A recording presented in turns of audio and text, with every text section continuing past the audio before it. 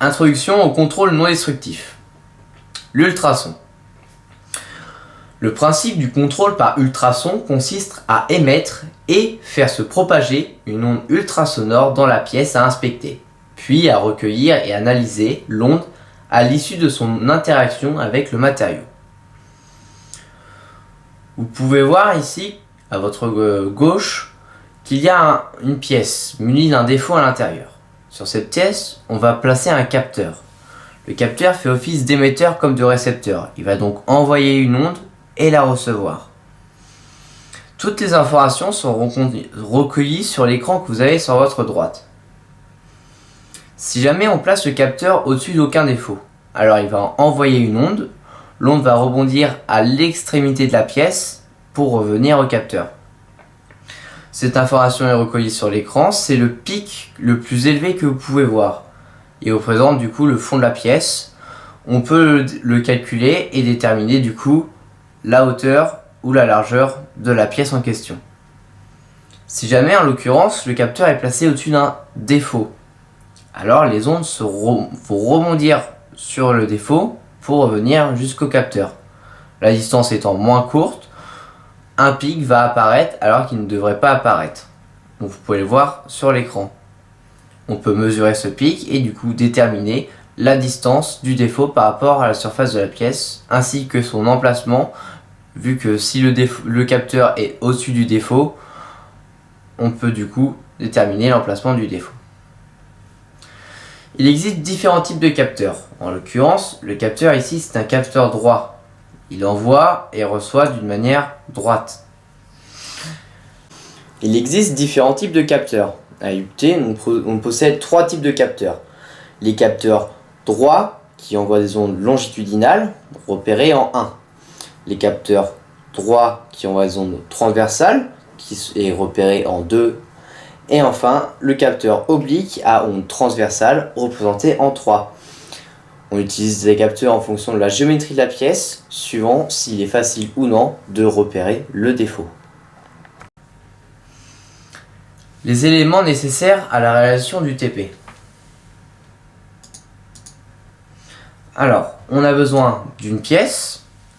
On a trois autres types de pièces dont la structure est différente.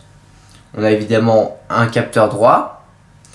On a un gel qui va permettre que le contact entre le capteur et la pièce soit le plus proche possible. Ce gel est aussi, c'est la même méthode qu'on utilise pour faire des échographies. Et c'est le même type de gel d'ailleurs. Ensuite, on a aussi du coup, on prend du papier pour essuyer parce que le gel du coup, voilà. Et on a du coup l'équipement qui va envoyer les ondes, un équipement qui nous a été fourni par le CFA IURC.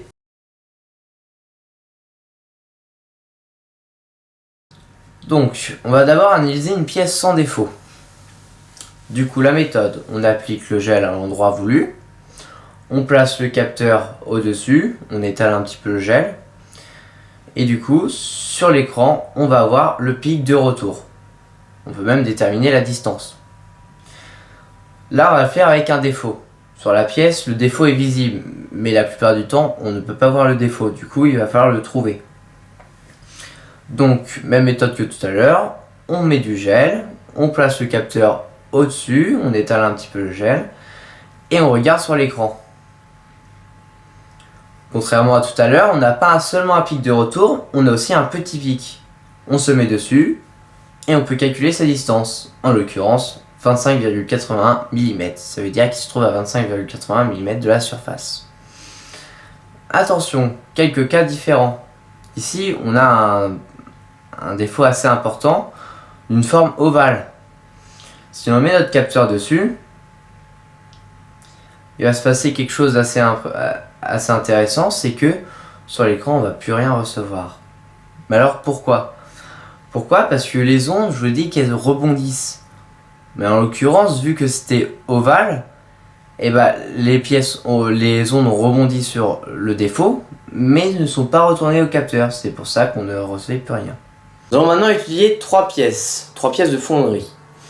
La première, on peut voir qu'à l'intérieur, on n'a pas de présence de défaut. On va quand même la tester, on ne sait jamais. Donc, comme d'habitude, on applique le gel, on pose le capteur et on regarde le résultat à l'écran. On peut voir qu'on a le pic de retour et on a 2-3 pics au milieu.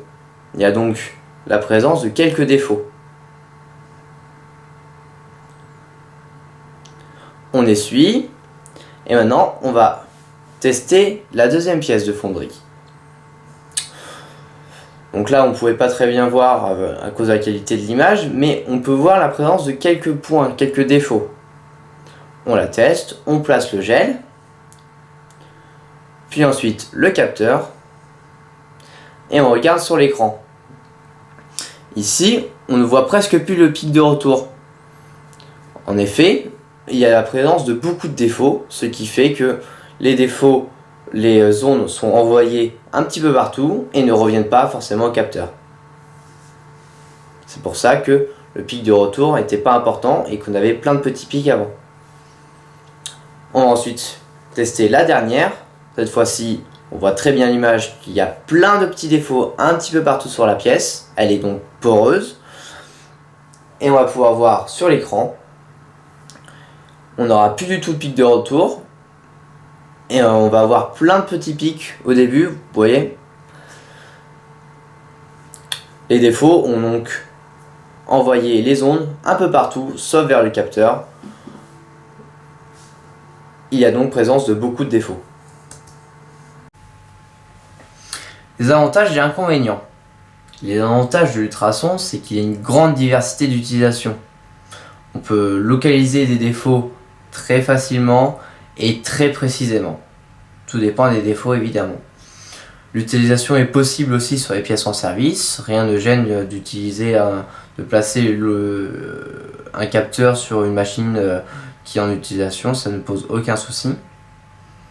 Et évidemment, il y a une très bonne sensibilité. Par exemple, l'exemple qu'on a fait tout à l'heure, on a réussi à détecter un défaut qui est à 25,80 mm. Et encore, on n'est pas au point de la technologie. Il y a des capteurs ultrasons qui sont encore plus précis. Les inconvénients. Évidemment, on ne peut pas détecter tout type de défaut. Par exemple, sur la pièce, pour le trou qui était ovale, les ondes rebondissaient sur le défaut en effet, mais ne revenaient pas au capteur. On pouvait donc du coup pas détecter la pièce. Ça se passe aussi si le défaut est sous-jacent, c'est-à-dire très proche de la surface du matériau.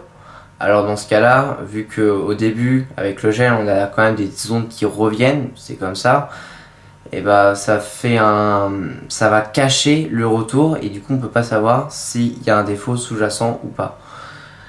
Pareil, s'il y a un défaut qui est orienté diagonalement ou il va faire rebondir les ondes et le récepteur va pas réussir à les avoir, on ne pourra pas donc déterminer s'il y a la présence d'un défaut ou pas. Et évidemment, s'il y a beaucoup de petits défauts comme on a vu, avec une pièce assez poreuse, les ondes vont rebondir un peu partout sauf vers le capteur et on ne pourra pas déterminer du coup la présence d'un défaut ou pas, ni sa nature et son emplacement. Merci d'avoir regardé cette vidéo, j'espère qu'elle vous aura plu et qu'on vous a appris des choses.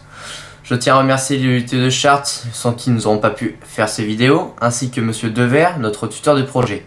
En effet, ces vidéos ont été faites dans le cadre d'un projet de fin d'année de DUT GIM, Génie Industriel et Maintenance. Si vous avez des questions ou si vous avez remarqué des anomalies, n'hésitez pas à les mettre en commentaire, je vous répondrai au plus vite. Merci à tous, au revoir.